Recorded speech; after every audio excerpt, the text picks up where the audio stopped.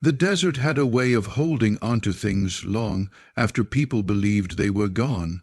It kept the imprint of boots in its hardened earth, the echo of horses running at dusk, the whisper of names carried by hot wind long after the voices that spoke them had grown quiet. Daniel Cross understood that better than most. He had been born under that wide Arizona sky, raised between cattle fences and thunderstorms that cracked like gunfire across the plains, and buried both his parents beneath the stubborn mesquite trees at the edge of the property. The ranch had been in his family for 3 generations, though by the time it became solely his, it felt less like an inheritance and more like a burden strapped across his shoulders. He was 25 when his father died, young enough to still feel restless inside his own skin, old enough to know that grief didn't excuse unpaid debts. The cattle were thin, the well pump groaned like it might give up at any moment, and the fence line separating his land from the nearby reservation had collapsed in 3 different places.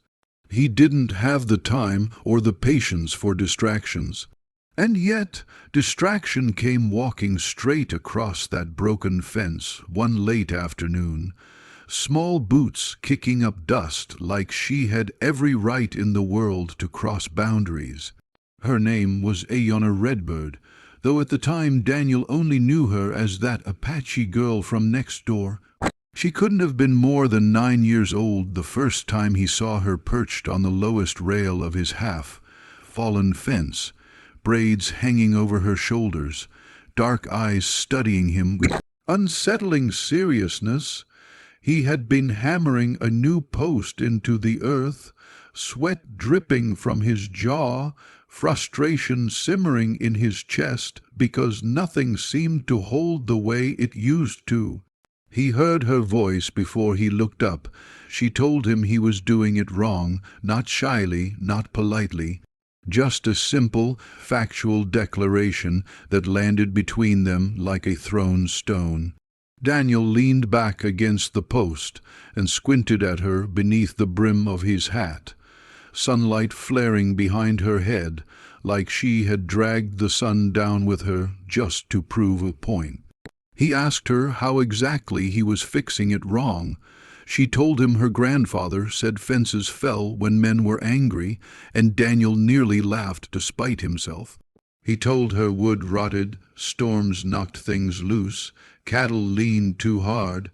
She shook her head as if adults were constantly missing the obvious.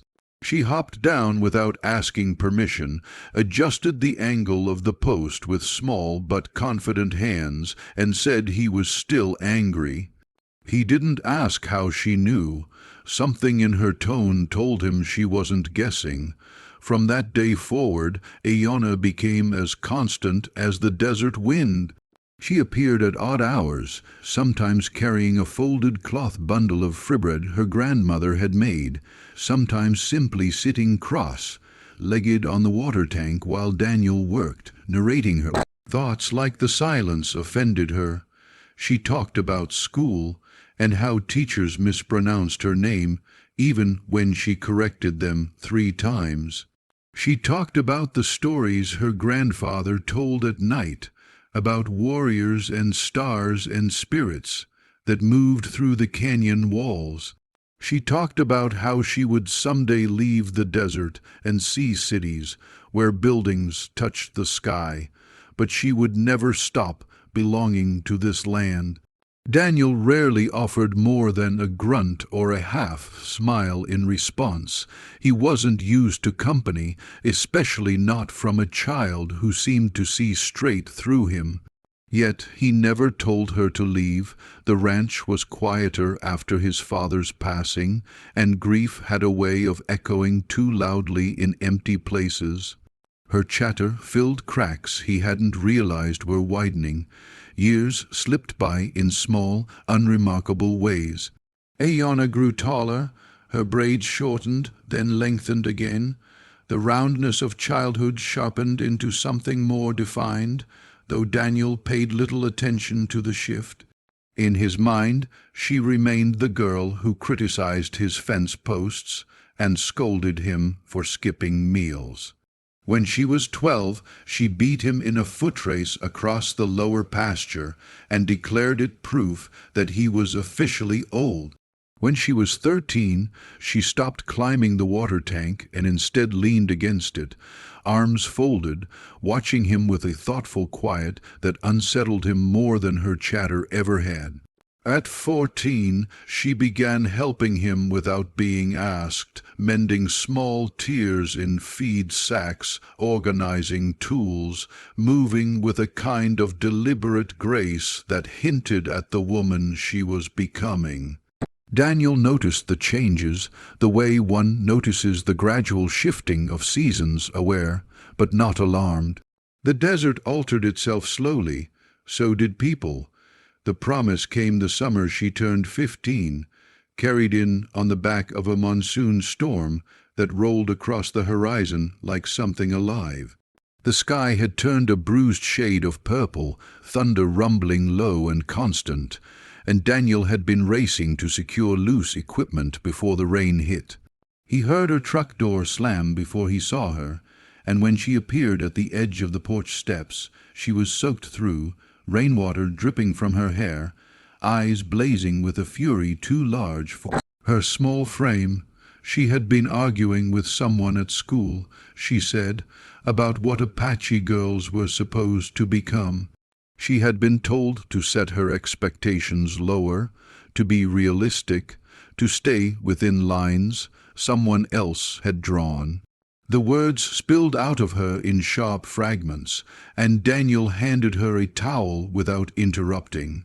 He had learned that when Ayanna's voice shook like that, she wasn't asking for advice. She was asking to be heard. She paced across his porch, boots leaving wet prints, and demanded to know why the world seemed determined to decide her future before she had the chance to choose it herself. Daniel told her the world was loud but not always right. He told her she would become whatever she decided to fight for. She stopped pacing then and looked at him with an intensity that made him uneasy. She asked if that included marrying whoever she wanted. He nearly choked on the water he had just swallowed and told her she was too young to be talking about marriage. She insisted she wasn't a child anymore. Thunder cracked overhead, startling both of them, and she stepped closer, rain and determination clinging to her like armor. "Then promise me," she said, her voice steadier now, "that when I grow up, if I still want it, you'll marry me." Daniel had meant to laugh. He had meant to brush it off with a joke about her dramatic imagination, but the storm had pressed close, heavy and electric, and something in her expression told him she wasn't playing. She extended her hand like she was sealing a business deal, not confessing a teenage crush. He saw vulnerability flicker behind her stubbornness, and he mistook it for something fragile that needed reassurance. He was 10 years older, weathered by loss and responsibility, and he thought he understood the temporary nature of youthful declarations. He believed she would outgrow it the way children outgrow imaginary friends and impossible dreams, so he sighed and shook her hand. He said that if she grew up and still wanted to marry an old rancher like him, they would see. She tightened her grip and demanded a real promise. He gave it. The rain began to fall in sheets, swallowing the porch in silver streaks, and she smiled at him like she had just secured something permanent. Daniel watched her run back to her truck through the storm, never imagining that the words he had spoken so lightly would root themselves so deeply. After that night, nothing seemed immediately different. Ayanna continued to visit. She still teased him about his stubbornness, still challenged him when he dismissed her opinions too quickly. But there was a subtle shift in the way she carried herself around him, a quiet certainty beneath her laughter. When she turned 16, she stopped mentioning the promise entirely. Daniel assumed that meant she had already begun to forget. He felt relief settle into his bones. It was easier that way. He convinced himself that the handshake had been nothing more than comfort offered during a storm. When she graduated high school at 18, she left for college in Phoenix with a scholarship that made her grandfather weep openly with pride. Daniel attended the small celebration on the reservation, standing near the back, hat in hand, watching as she thanked her family for believing in her. She caught his eye across the crowd and smiled, a slow, knowing smile that made his chest tighten in a way he refused to examine too closely. He told himself it was pride, nothing more. The ranch grew quieter after she left. The water tank no longer had someone perched on its edge. The porch no longer echoed with quick footsteps and sharper words. Daniel worked longer hours than necessary, pouring his restlessness into mending fences and rotating grazing fields. Letters arrived occasionally, short updates about classes, professors who underestimated her until she proved them wrong, the way the city lights never allowed true darkness. She never mentioned the promise in those letters. Daniel told himself that was proof she had moved on. Years passed. He turned 30. His hair began to gray at the temples. Neighbors asked him why he never married. He shrugged and said the ranch kept him busy. What he didn't say was that every time he considered courting someone, he heard a 15-year-old voice demanding a promise beneath a storm, dark sky. He told himself it was foolish to let a memory dictate his present. He told himself children said things they didn't mean. He told himself she had forgotten. 3 years after she left, on an evening when the desert burned gold and red beneath a sinking sun, a truck rolled slowly up his dirt road. Daniel wiped his hands on a rag and stepped out of the barn, irritation ready on his tongue, because deliveries rarely arrived unannounced. The engine cut, and the driver's door opened. For a moment, the world felt suspended between heartbeats. Ayanna stepped down onto the dust, older now in ways that had nothing to do with age. Her posture held confidence shaped by experience. Her hair fell loose over her shoulders. She wore jeans and boots like she had never left, but there was something new in the steadiness of her gaze. Daniel realized then that he had been wrong about one thing. The desert did not let go of what belonged to it. And neither, it seemed, did she.